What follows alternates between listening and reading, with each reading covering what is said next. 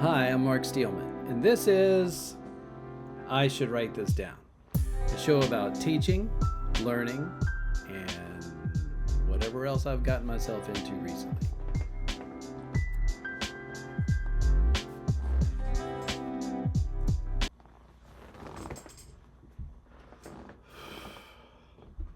You try to be professional, but, building a plane while it's flying. Anyway, recently I introduced my students to AI. I built an augmented reality project, which I'm going to show you tonight. And I took a group of scouts on a hike up Stone Mountain. And somewhere in all of that, I started thinking about why we do hard things and why we should keep doing them. Also, there's a slide with a T-Rex on it because T-Rexes are the cheat code for engagement. I'm looking forward to spending time with you tonight, so let's get started. In this segment, I'm going to share with you a lesson I did with my students in about introducing them to AI.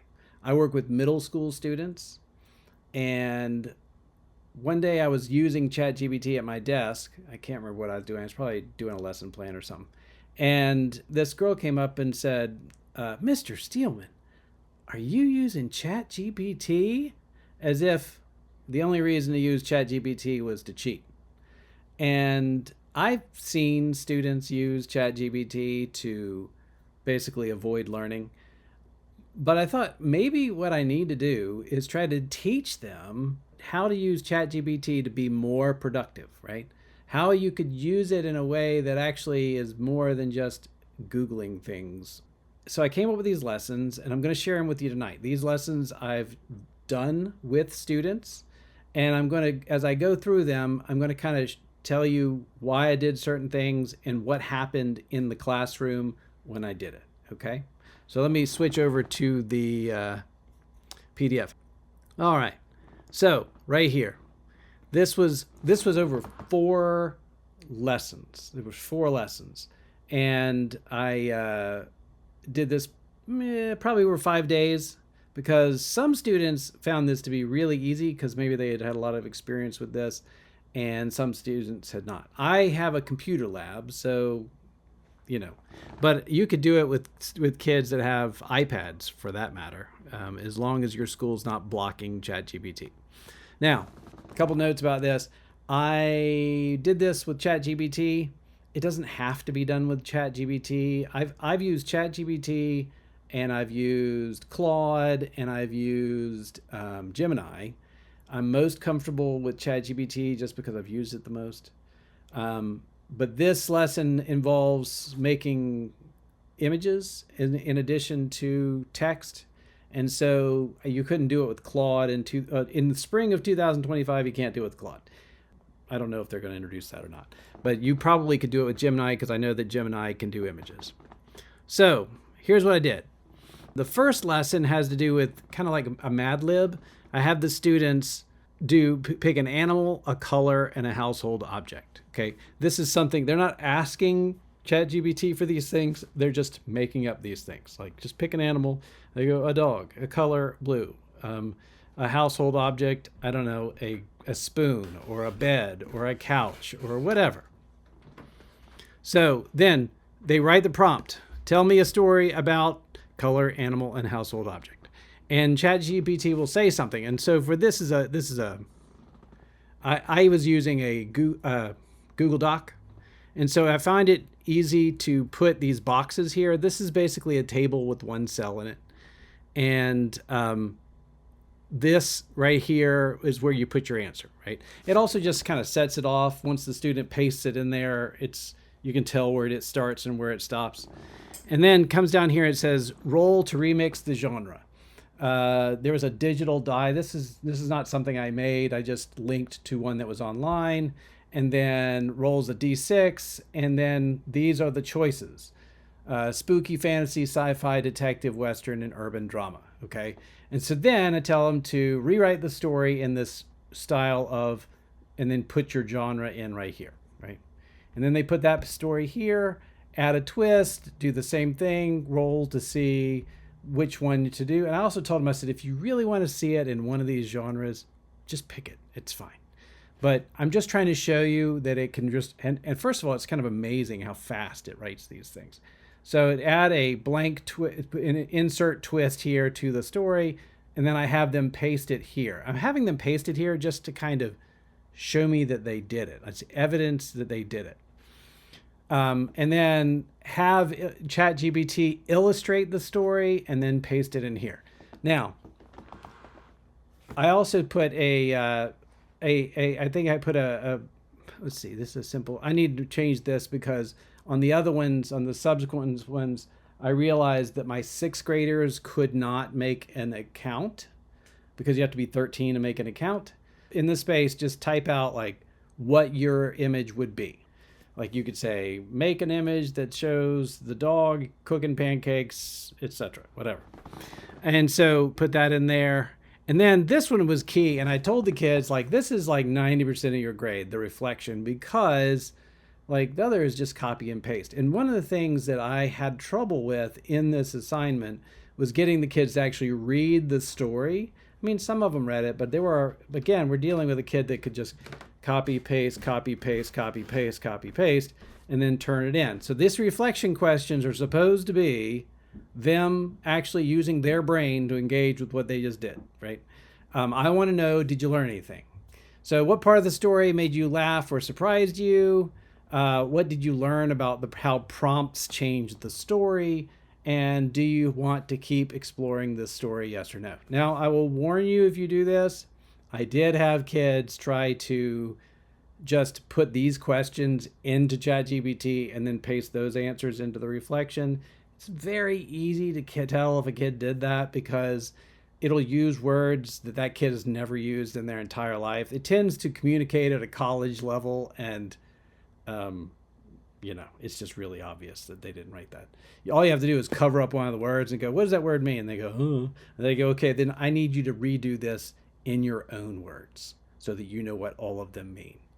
Okay, on the second day, I had the students choose one of the stories that they had done from the first day and then imagine that they're going to make like a series out of them. So if you have like a green dog that loves pancakes in the first one and he tries pancakes and he loves them, then what else could that green dog that loves pancakes do? He could have a birthday party and he could have everybody have pancakes. He could, I don't know, go to the grocery store. He could it doesn't matter. The point of this was for the student to take more control over the story.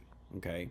So what we're trying to show the kids here is the fact that you can use ChatGPT on creative projects as an assistant on creative projects. So they're picking one of the stories from the first day, which they had very little control over. They had just picked some keywords and it just kind of generated some stuff.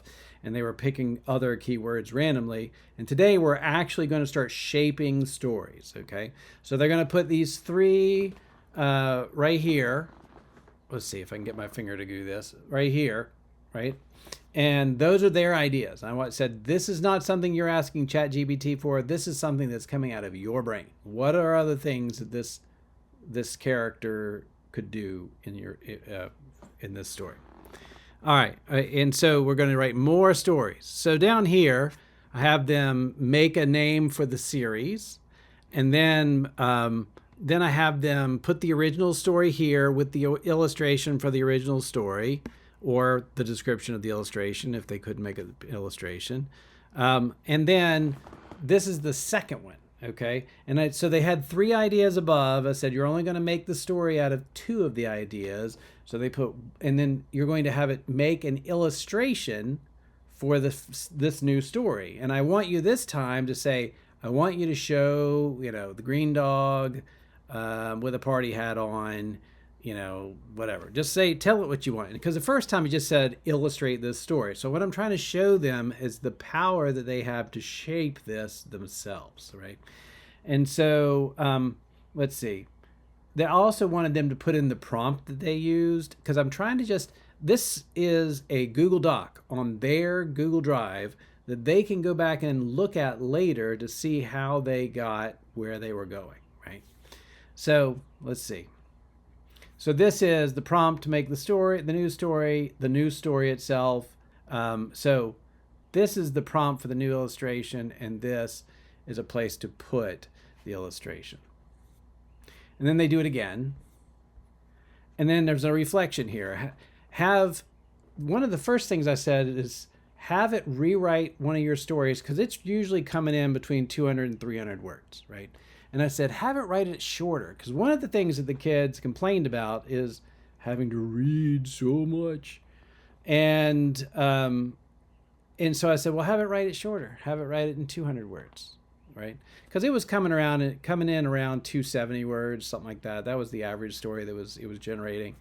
And so I said, have it write it in 200 words. And so then I said, is the 200 word version, so pick one of the ones above and have it write it in 200 words. And then, is the 200 word version better or worse than the 300 word version? And honestly, I don't care what their answer is. I want them to think about it. I mean, this is a whole point of this exercise. Number one, it's building reading. I mean, it's reinforcing reading, because I really feel like this age of AI can be really powerful if we have literacy where it needs to be. But it could just be like another crutch. And I'll get into that later. But the point is, and then I said, if you were going to start over, now that you can see what the program can do, if you were going to start over, what would you make the story about, right? And then, let's see, I just have some helpful hints down here. Then on day 3, we switch it up completely. So far, we've been doing creative work. In day 3, we did career exploration, right? List 3 things that you are doing or are good at. And somebody says, can I put sleeping? Of course they said that. And I said, these are things that you might be able to turn into a job, right? I don't think anybody's going to pay you to sleep. So 3 things you like to do or are good at. And then it says, ask ChatGPT, what jobs could I do with these 3 interests? Or I said, if you already know your dream job, I want to be this. What are the steps to get there from middle school? So I have this student who swears he's going to be an F1 racer. But my experience is with students, if they have these like blue sky goals, like I'm going to be in the NFL or whatever, I always ask them, I don't want to tell them they can't do it, because they might. I mean, people do go to the NFL and people do race F1.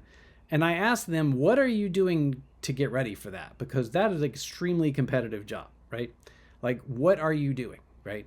If you're in the people in the NFL train twice a day, so where are you in that progress? And so because I don't care about people having big dreams that they aren't going to fulfill, but the ones I'm thinking about are the ones that are not doing their work and telling them that they don't need to learn this, that, and the other because they're going to be an F1 driver, right? So I'm trying to. I actually took that kid that was really into F1, and I had him do this. And it told him that he needed to be, everybody that's serious or that is a professional in F1 started off in kart racing. And so he should probably get into kart racing now. And, learn to build karts and get into semi-pro kart racing and learning to get sponsors for kart racing and things like that, because that is apparently the normal path into F1. But he was just he was just using it as I don't need to do any work at school because I'm going to be rich and famous someday. And so I could tell that he was taken aback by this idea, because I said, you doing kart racing? He goes, no. And I was like, well, then you better get cracking, because I don't care if he wants to be an F1 racer. That's fine. But you don't just get to use it as an excuse to not do any work. I have had students that were actually going someplace. Like I've had a 6th grader that was active in dirt bike circuits, right? He was doing this for real and had 2 sponsors already. And that person was likely to do it for a living when they grow up. But just some random kid that doesn't want to do my work is making up some. So this is to kind of break through that. Anyway, ask, what do people like most about this job? What is the hardest thing about it? How much money do people make in this job? Can you have a family and still do this job? What skills from the job should be used could be used in other careers. And then paste or summarize ChatGPT's answers. What part of this, and then now this is what their reflection, right? What part of the job sounds most exciting? What part sounds hard or challenging? What is one thing you could do this year to start moving towards this job? And if you couldn't do this job, what's a backup plan that uses the same skills? So that part is supposed to be the student reflecting on what they've learned, right? And then finally, the last section is using AI to create an argument, right? Because the last one is basically doing research. This one, part 3, is essentially the career exploration is basically using AI to do research. And then finally, convince me, an AI opinion challenge. Here is pick one of these topics, or you can just pick a topic you could care about. I gave them concrete list, and I told them, I said, you don't have to pick one off this list. If you have something you want to do that instead, right? But I just have found that if you don't give them some things that they could just pick from, then some people just can't seem to get off the blank page, right? So best Marvel movie, best MLB player, best fast food restaurant, whatever. But I told them, I want you to pick something that you already know a whole lot about and that you have strong opinions about.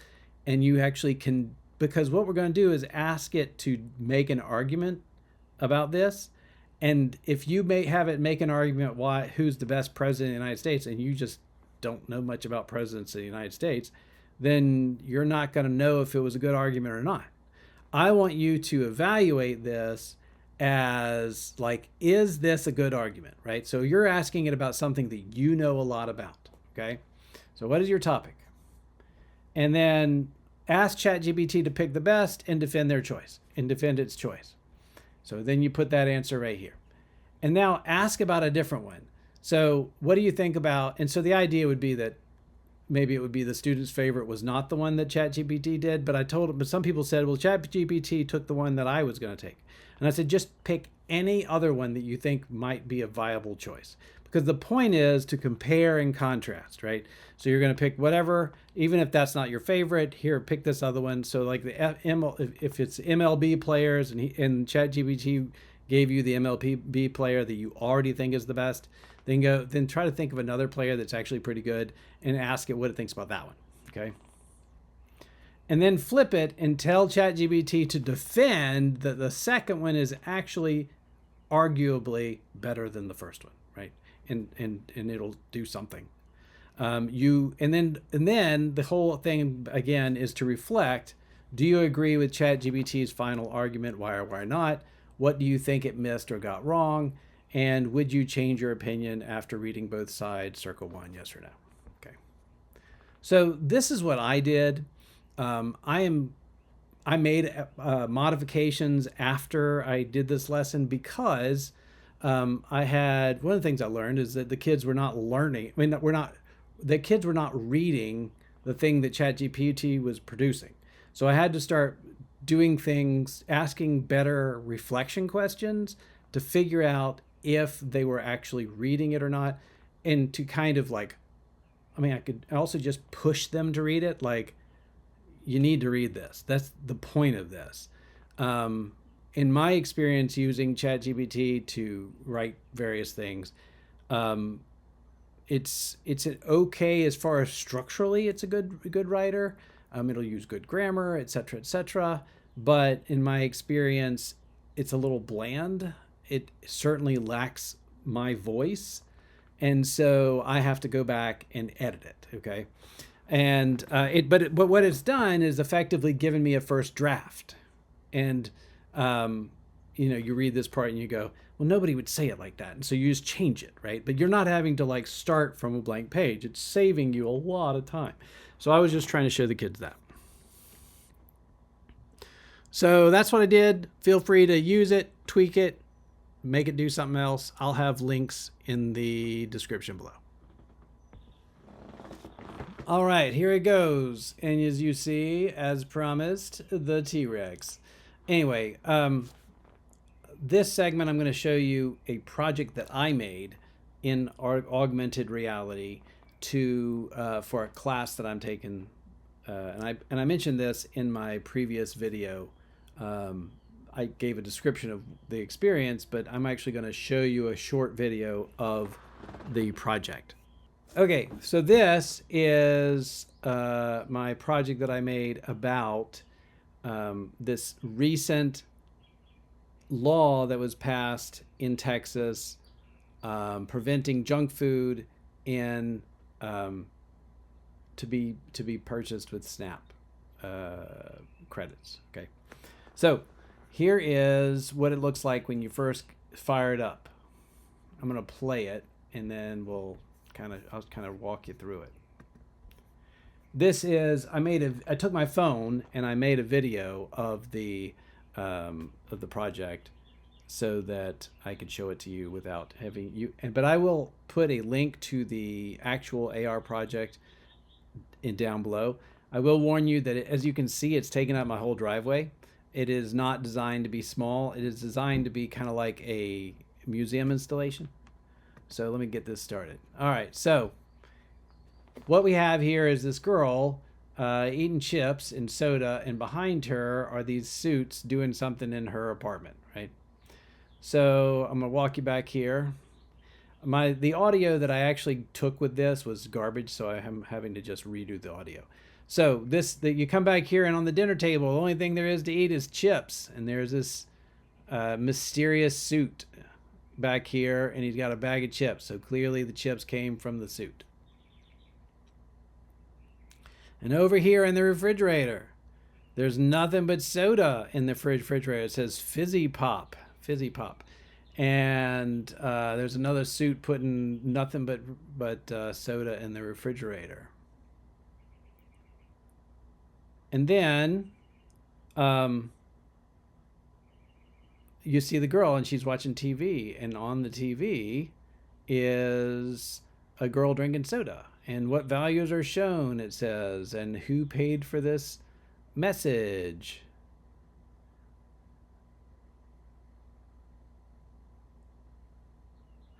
And there she is eating her chips. And then it says, this is basically explaining that it's about that court case. I mean, not court case, that case in Texas where the American Heart Association sent a representative down to try to push against this bill to keep people from being able to buy junk food with SNAP.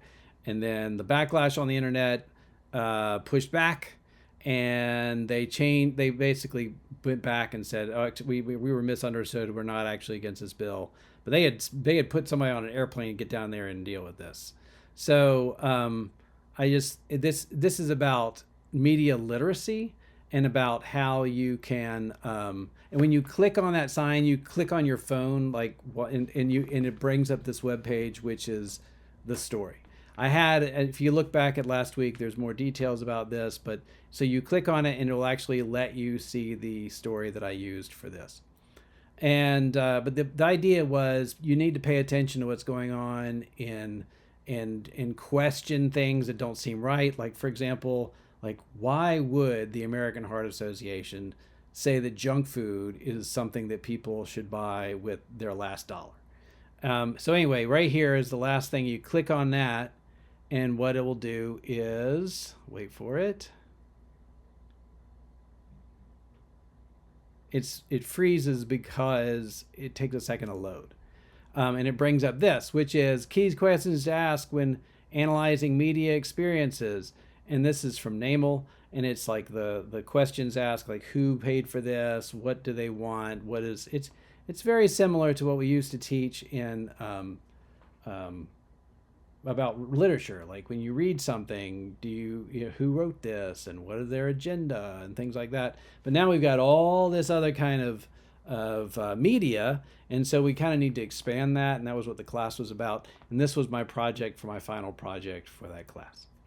And the reason I thought it was a good project was because it was an example of when you push back against power, then you can get things to happen, right? Like, it was because of the pressure from people on the internet that American Heart Association backed off. And it didn't ever make any sense why the American Heart Association cared so much about this anyway. Like, the reason we call it junk food is because people like the American Heart Association told us that it has no nutritional value. So anyway, that was why I did it for my project, and I just wanted you to be able to see it.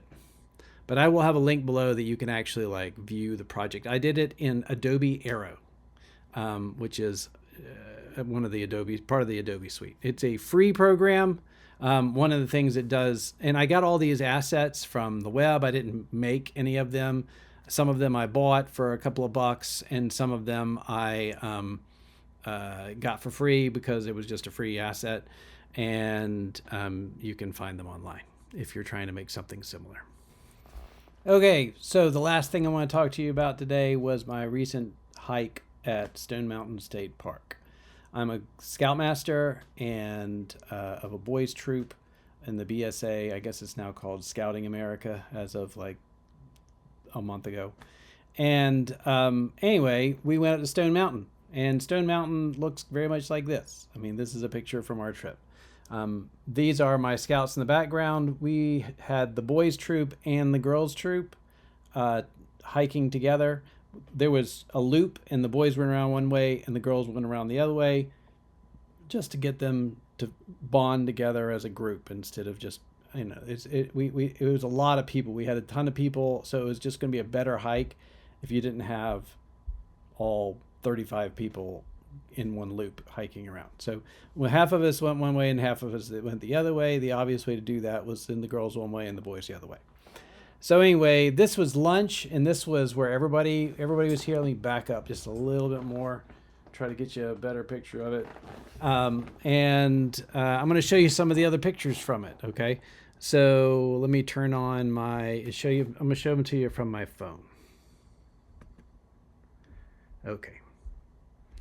All right, so I don't know why my phone is giving me like this black all around it. I don't know why that's doing that, but at any rate, let's go through it. So a lot of our trip with the boys up this mountain looked like this. Okay, it was so steep that they had steps, and it was a haul to get up there. Okay, there's one of my scouts up there.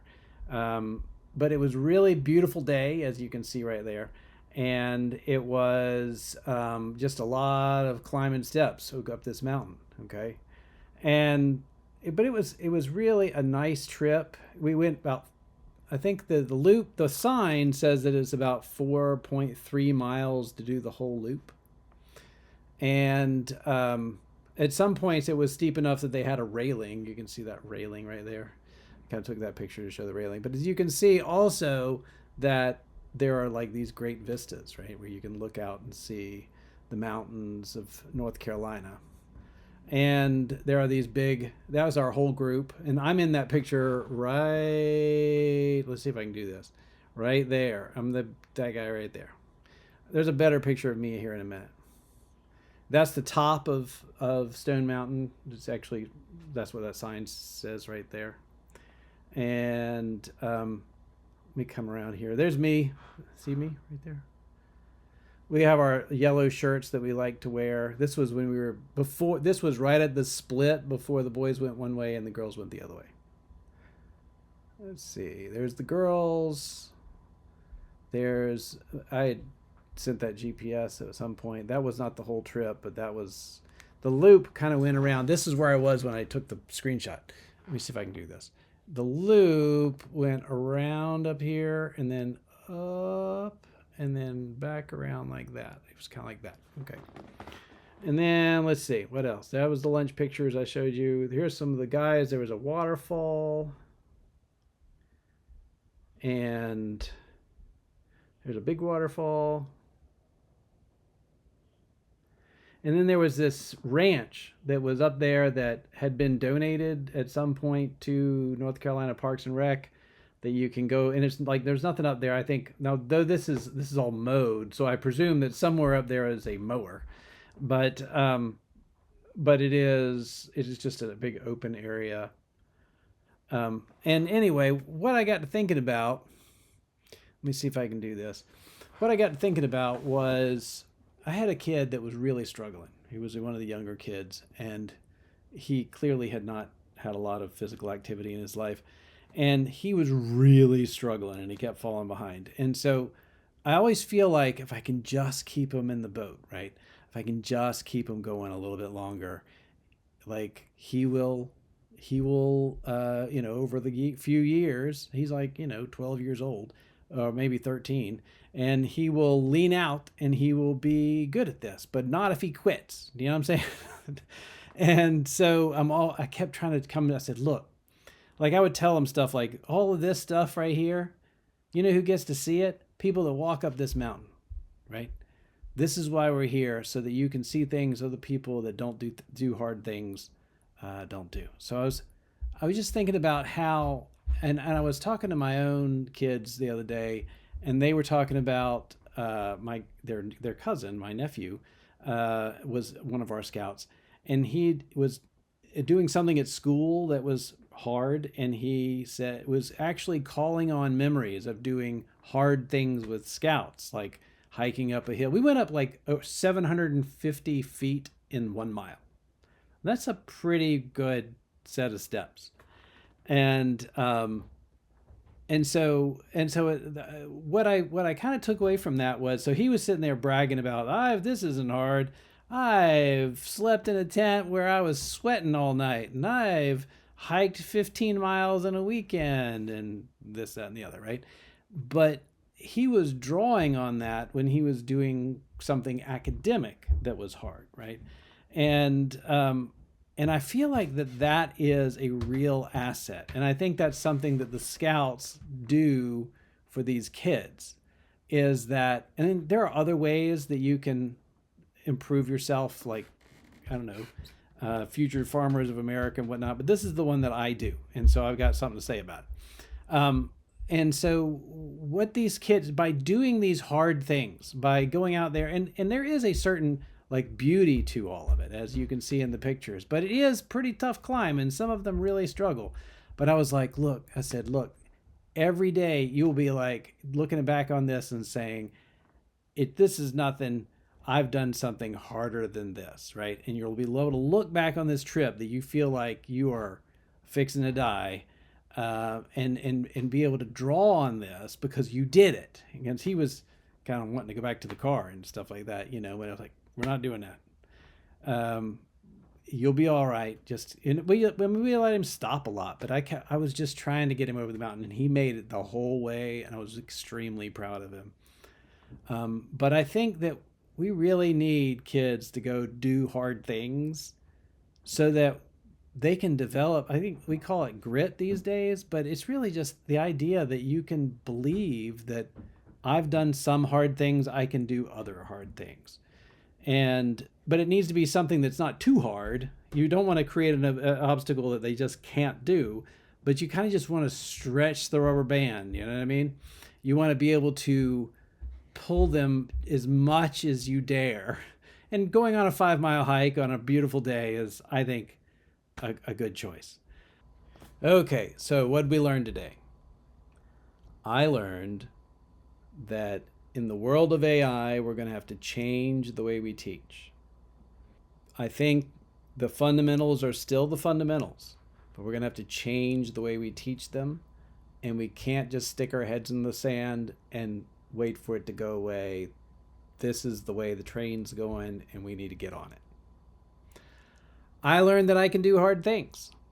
And I learned that when you doing hard things transfers to doing more hard things. The more hard things you do, the easier it is to make yourself do hard things. Some weeks are going to be easy. Some weeks are going to be the dishwasher won't drain, and you have to replace it, and you install the new one yourself, and it's leaking even though you've been to Lowe's 3 times, and you're late to pick the kids up because their schedule keeps changing. But if you keep showing up, you're still in the game. So, thank you for joining us on this show. Keep showing up for each other. This has been I Should Write This Down. Good night.